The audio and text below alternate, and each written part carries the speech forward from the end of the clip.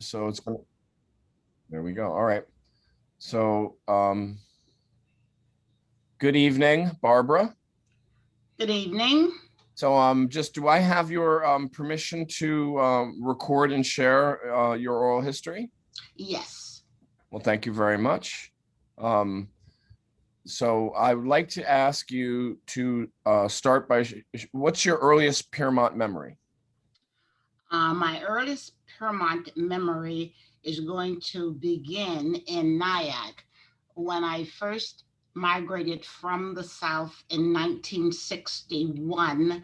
I came to 23 Main Street in Nyack at the John Henry House by myself because I had recently divorced my husband and I had three children, and my sister was living in Nyack at 8 South Broadway, and she encouraged me to come to Nyack because she felt that I could do a better job of taking care of the children and myself in New York rather than Alabama.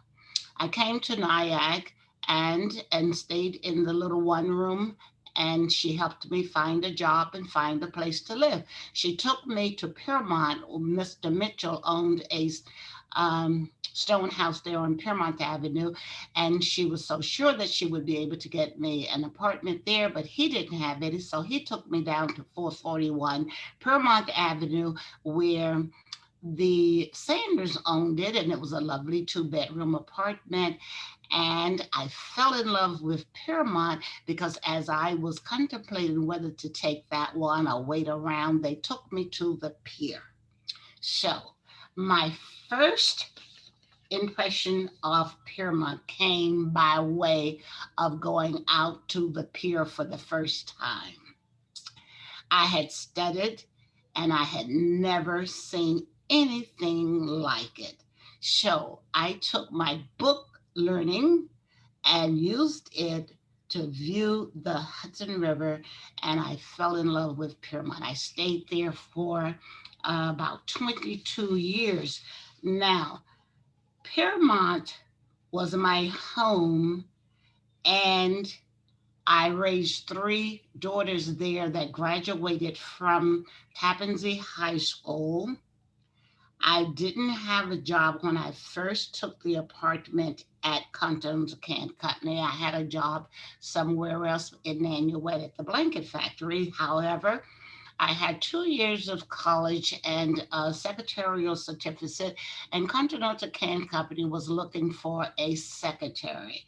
I went and applied for this secretary position, and I got turned down. So as I'm leaving Bill Swindell's office, another young lady, her name was Elizabeth Cook, that lived in Nyack, says, "Did you get the job?" Because they encouraged me to apply for it because they had no minorities in the office there. So she says, "Well, I work in egg safety and we make good money there, and you need money to take care of your family. Come and apply." Well, I got hired right away. They needed people to work in the factory. I was hired in the egg safety department at Federal Paperboard Company in 1962. I was very eager to learn, so I was continuing to study and to read and go to the libraries and do all kinds of things to improve myself. And my co-workers would see me reading and they would come and ask me just different things. And then when management found out that I was teaching people on my breaks and doing things for them, they offered me a job called the Mine Program. So they took me from the egg safety packing boxes on the assembly line. And for a couple of years, there was a contract. For a couple of years, I could go back to that job with that same rate of pay. And I taught English and reading and writing to the employees at Continental Can Company before a shift, 7 o'clock in the morning, 3 o'clock in the afternoon when they got off. And the ones that worked 3 to 11 had to come in early, and the ones that worked 11 to 7 stayed late. So I taught taught people at that time in 1962 how to sign their names on their checks. They were still at that time signing X. There were a number, and I would say about six. I had a class of about 12 in the beginning, and there were about six that still could not sign their names. Then, as the class progressed, I started to do reading and writing, and we had little cassettes where they had the idea that if they shut out everything and they put the earplugs in their ears and they gave them the books in front of them, that I could teach them to read better. So that was their method of teaching them to read and write. And then I would have exercises for to do at home. They couldn't take the recorders home, but they could practice it in class. And then later on, as the workforce began to get a little more literate, they asked me to do pre GED and get people ready for GED. And I started a GED class. So I stayed there for about 2 years teaching, reading, writing, and basic education courses, math and English. And I continued to go to school. And as I continued to go to school, management saw that I had some accounting experience. So they hired me and brought me out of that program into the office. And I was one of two minorities at Federal Paperboard Company in 1962. And I became an accounting clerk, and I worked in the accounting department and went back to school and finishing at RCC. One of the things that Continental Can Company there in Paramount was very noted for was educating its workforce. So they gave us tuition reimbursement. As long as we went to school, we could go to school and get good grades for a semester. After we paid for a semester, they would reimburse us. So that's how I got my bachelor's degree. I had 2 years, so I had to go back to school to finish up to get the bachelor's in accounting. So that's how I grew. I am who I am basically because of Paramount. I have to say one thing for Paramount. I have to stop and say this now because the people of Paramount, I never experienced any discrimination at all. The people of Paramount were what I considered the example of love, the example of they validated that I was part of the human race. I did not at any time that I lived in Paramount face any kind of negative connotation.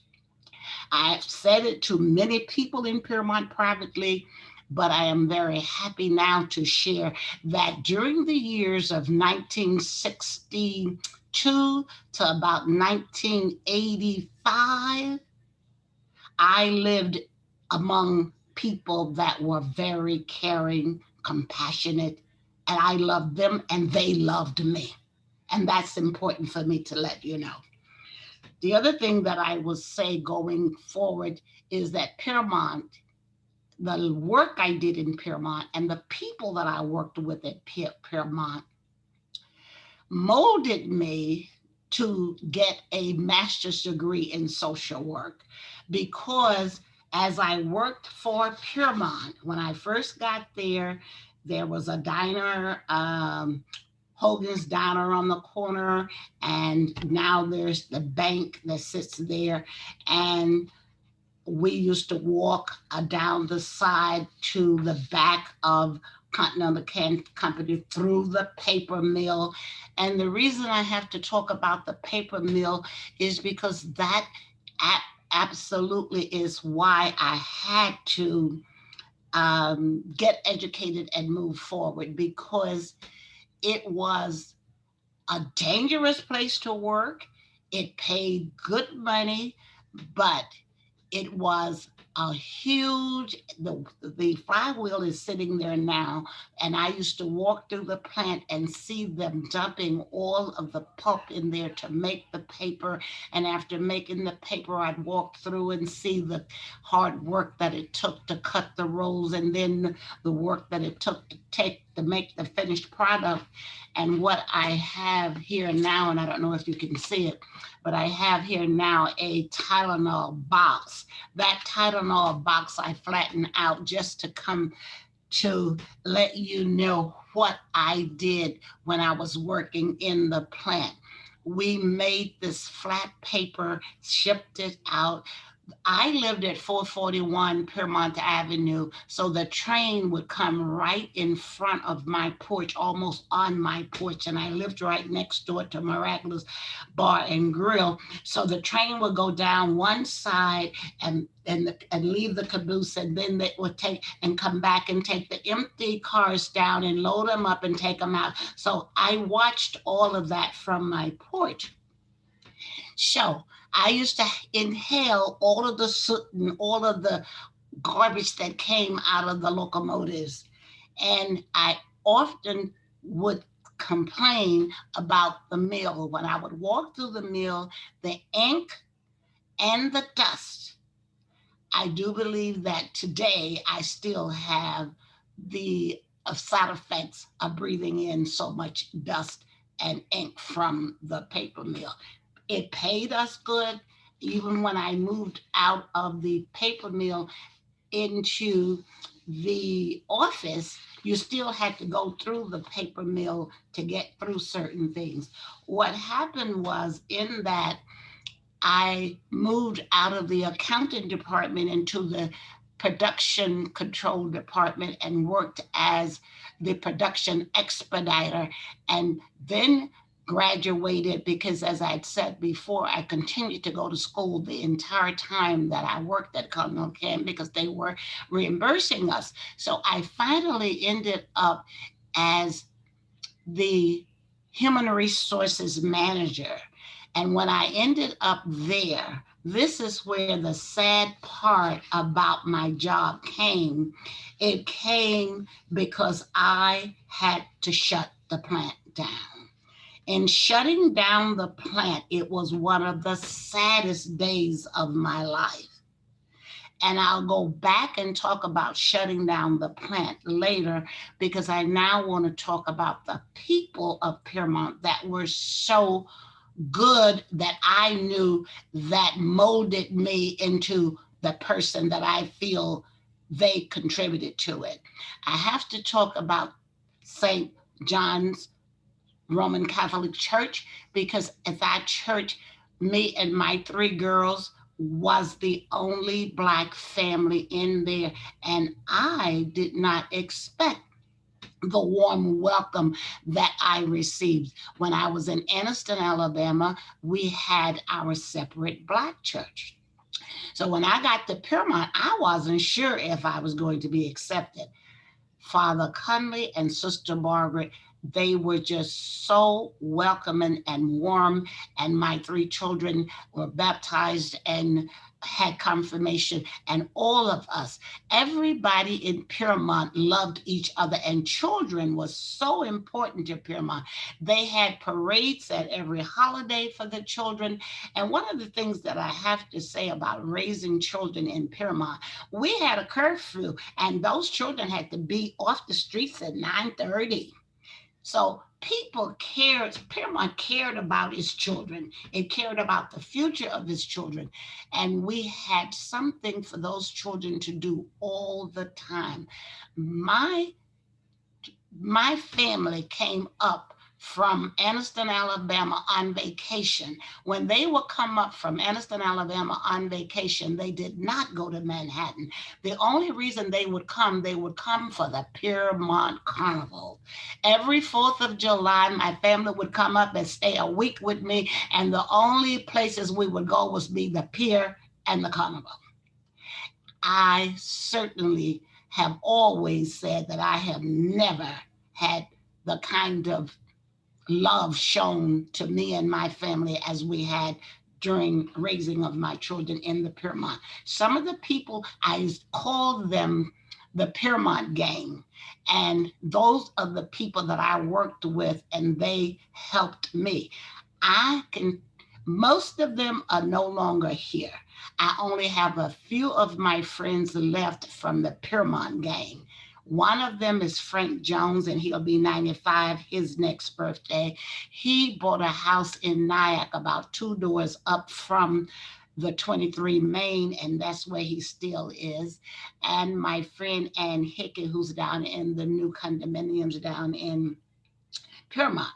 They are the two that I do know from Paramount that influenced and helped me during my growth process. Dr. Clarence Branch was my children's science teacher. However, Dr. Branch taught everything, and he taught me as he was teaching my children all about nature. So therefore, Dr. Branch was a role model for me. When I go back to think about others, I think about Ben Lawson. Ben Lawson was the first Black police chief for the town of Orangetown.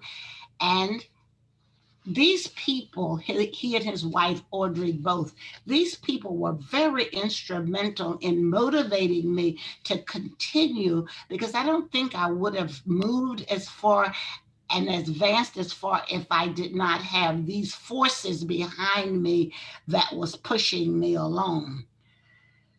When it comes to the favorite places that I loved in Paramount, I have to go back and think about Spordones. I have to go back and think about the Turning Point. I cannot tell you how happy I was when I got a chance to see Odetta, and there were so many great ones. Richie Haven. There were so many great ones that were brought to us there in Paramount.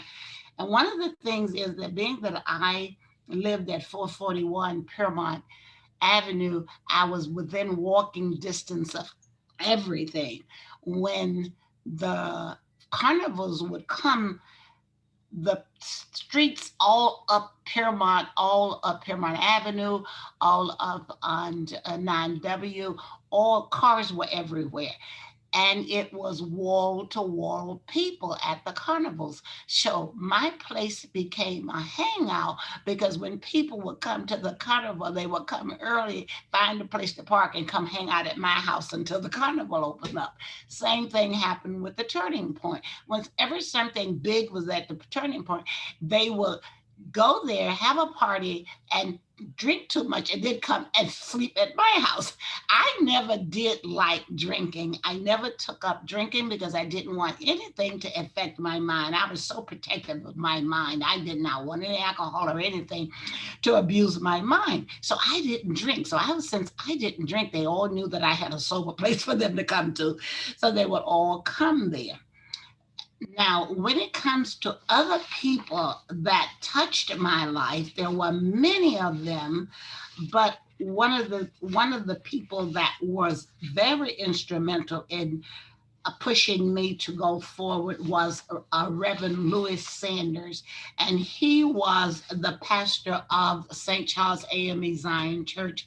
Even though I was Catholic and they were AME, it was not that we saw God differently. However, we were still very good friends. There are some very noted people that I met, some very influential people that I met at either the bank or the post office, because I did meet Betty Friedan and had conversation with her. I had read her book, and being that I was uh, recently divorced and needed to be validated in terms of my role as the new female. And so I did also get a chance to speak with her. And I also got a chance to meet Pete Seeger. I also got a chance to meet in the bank and had a conversation with her and found out that she was Catholic as well. And I didn't feel all by myself. But most people looked at me when I came to Paramount. A lot of other people looked at me and said, "You mean you're Black and you're from Alabama and you're a Catholic?" Well, yes, we do have Catholics in Alabama. We're not all Baptists. And Toni Morrison was in the bank, and I found out that she was Catholic. And I also found out that she was raising her two boys by herself. So therefore, I had a lot of people around me, uh, the Merrimans, a lot of people around me that were in the same position as I was in terms of being a single head of household. So being a single head of household threw me into another role. So I had to compete with men so that I could make the same money, so that I could take care of my children. And I did do that very well in Paramount. It was not that I don't think I could have given my children the education, nor could I have advanced my career to be a social worker and get my master's degree from Fordham if I had not that foundation that was given to me by the loving people of Paramount. I just wanted to possibly acknowledge um, some of the other people that are less known, but they were to me very the Hardy, the police department, the fire department. They were just people that um, the Barry Pagnosi, who was the president of the labor union. They were people that I relied on when I needed help to help someone else. One of the other sad parts that was in my life that I'm going to come to next, I'm going to talk about Mark Mercurio, because Mark Mercurio was the brother of Ann Hickey, and Mark Mercurio, Ann Hickey, and their sister Connie Lynch were all people that contributed to me and helped me in my progress. One of the very sad things that happened in Paramount that I remember that I cannot get away from, it bothers me quite a bit, and I went down recently and saw the memorial tribute to the three children that were killed in the fire back in Paramount. I was very moved and touched by the family, even though they were not employed by Federal Paper. We there at Federal Paper did do a lot to raise funds and to make their lives a little more comfortable after the fire that killed the three children there in Paramount back in, I think it was 1978 or something like that. But it was one of the most devastating things that happened to Paramount. And now that the Paramount Fire Department has a memorial there, I have gone down to visit it, and it's a beautiful tribute to them. When it gets to the last part of this presentation, it is one that needs to be told. Um, when I first got to Paramount, we had a little bank called the Tappan Zee National Bank that was taken over by Chemical.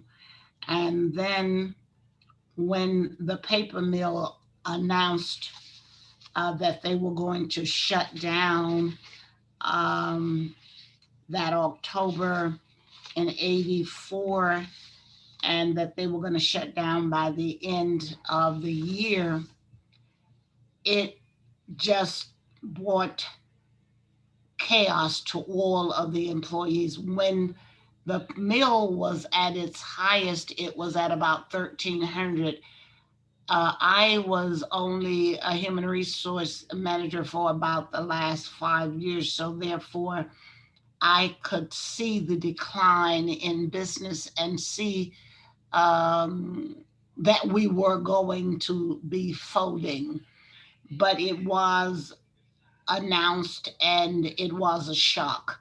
But at the time that they announced it, it was 350 to 400 employees left. And one of the saddest things that happened was most of them experienced a lot of shock, trauma, and were in state of in need of my services.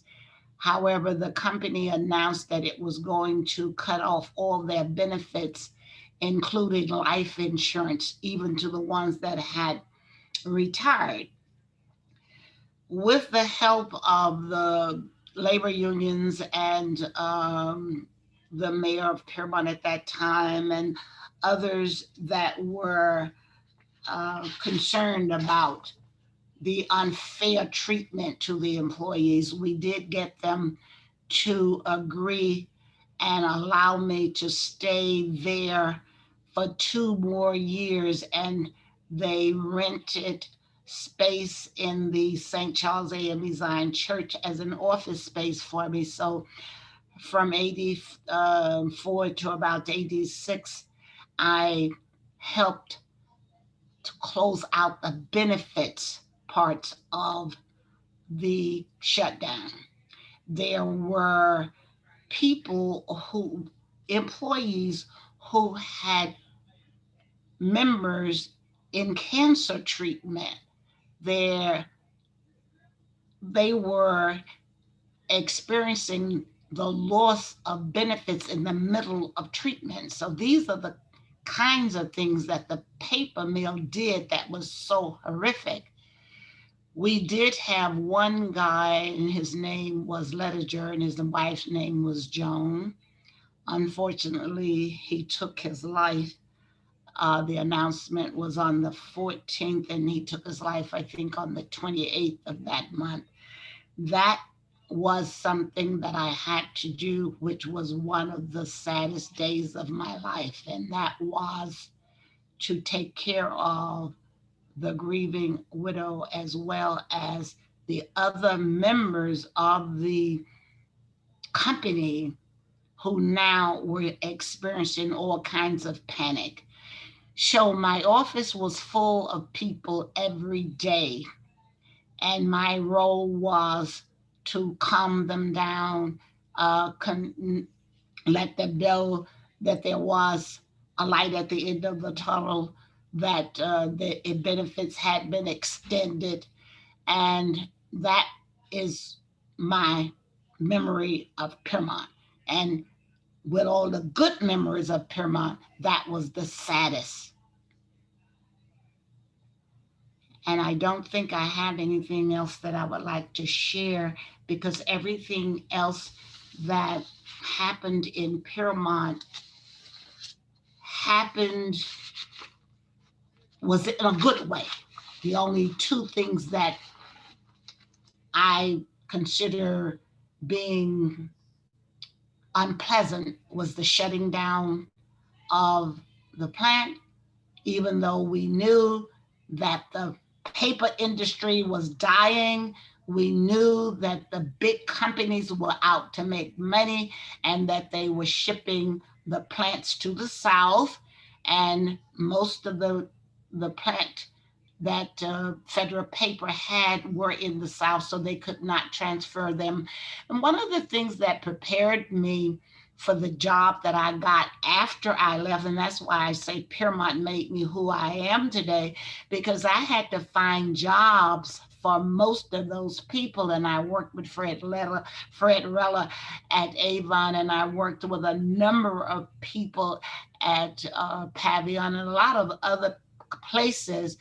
because I had worked in the human resources department, and I had made friends with a lot of other HR people, so they allowed me to place a lot of our skilled labor, and they went from one job to other, but many of them could not find work because of the lack of education and the lack of manufacturing jobs, because we were just about the third place to have closed up. It was Glenshore Glass, and then us, and then BSBC.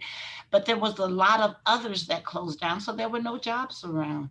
And people were really devastated because we did at Paramount pay good. We were in the union, so therefore they paid good union wages. And it was just very difficult. So that prepared me for the employment counseling that I got a job at the County of Rockland, and it was through Paramount during placement of laid off workers at the Federal Paperboard Company that gave me the experience to get a job with the county, and where I worked there for 20 years doing just that, job placement, putting people to work. And I hope I've given you a little information about Paramount and how Paramount contributed to me. Thank you, Barbara. It's absolutely wonderful.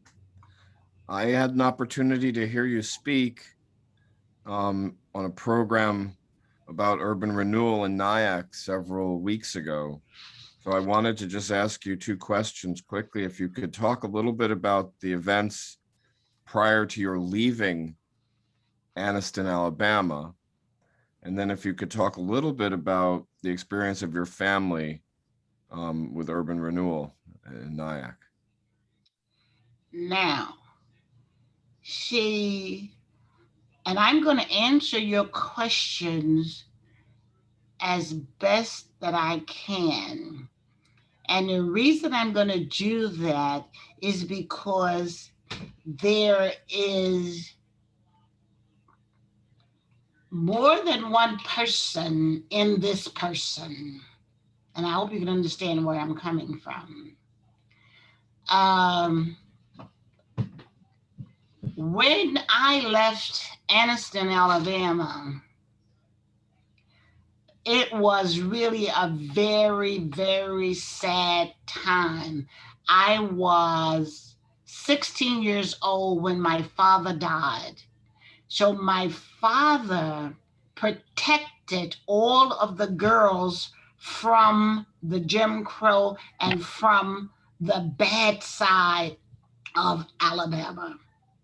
So when he died and I was 16, my mother was very involved in the Southern Christian leadership. I was very involved as a junior, and my father was there protecting us. But after he died, there was no protection there. So from age about 16 to age about 22, I kind of withdrew from the activities of the civil rights movement because I was afraid that I was going to get hurt. Because when they were sending us to the S.H. Crest to sit in the demonstrations, and when they were sending us to F.W. Woolworth, and when they were sending us, I was working with Shuttleworth and all of the others in the civil rights movement, but my father was there to protect us, so we would go and we would do whatever they wanted us to do. I'd go to the mass meetings and so forth. But for about 4 or 5 years, we were scared to death. We did not do anything after that. We were sitting there. So in 1961, when the bus burned and I was sitting there on my porch with the 3 children, I had already left my home, my mother, because after my father died and I had spent 2 years in college, I felt, well, if I get married, that's one less mouth for her to feed. So I got married. So after I got married, I stopped in the movement. So all of that training that I had, all of the structure that was taught to us through the Martin Luther King mass meetings and so forth, all stayed in my head. Then when I got to Paramount, and found that love, it changed how I looked at the other. It changed how I looked at white America. Only while I was in Paramount. When I came out of Paramount, so therefore I was one person in Paramount, but another person in Nyack. When I got to Nyack and my sister living at 8 South Broadway, and she's calling me up to help. Lena Cook is there. Marvin Sutton is there. And I'm living in Paramount, and they're fighting the people in Nyack because they're getting uprooted. So I joined Nyack. I lived in Paramount, but I joined Nyack to fight. So I watched them tear the building down on Birch Street. I was there with the Bullhorns, Marvin Sutton and Bill Scott and all of us running around trying to make noise. I worked with Reverend Taylor, yeah, Miss Batson. All of us worked together trying to do something about making them find places for these people to go. Yes, my sister was one of the ones that was uprooted. Lots of my friends and family right there on Birch Street were uprooted and did not have anywhere to go. A lot of them had to go into other people's homes, like with me. I took in 4 in Paramount. 4 people came from Nyack to live with me in Paramount. They didn't have Marianne, didn't have anywhere to go. Caesar didn't have anywhere else to go. So that's what happened to a lot of those people. Other people took them in until they could find a room and find somewhere else to go. Because when they tore those buildings down, there was no place for them to go, and Nyack had not prepared any place for them to go. Yes, the apartment complex that they put up in Nyack, Central Nyack, was nowhere near the number that needed to have been put up. And the ones that they put up down in downtown Nyack, nowhere near the numbers. Most of the people went to Spring Valley. Some of those people are still in Spring Valley, still could not come back to Nyack because there was no rents, stabilized apartments, no apartments that were affordable. And that's why I worked with the Nyack, not the Nyack, but the Rockland Action Coalition, Housing Coalition, and sat on that board. And one of the things that we could not do is to find land in order to put up low income housing. Yes, it was okay to put up senior citizens, and they'd okay that, but they would not okay low income housing. So you can see over the years, if you look around Rockland, you can see how much low income housing, and Spring Valley was the only place that they had to go. And right now, if anyone of low income look for some place to live, they have to go to Orange. Now, what did you ask me? That was my, you answered the question completely and powerfully. Thank you. Thank you very much.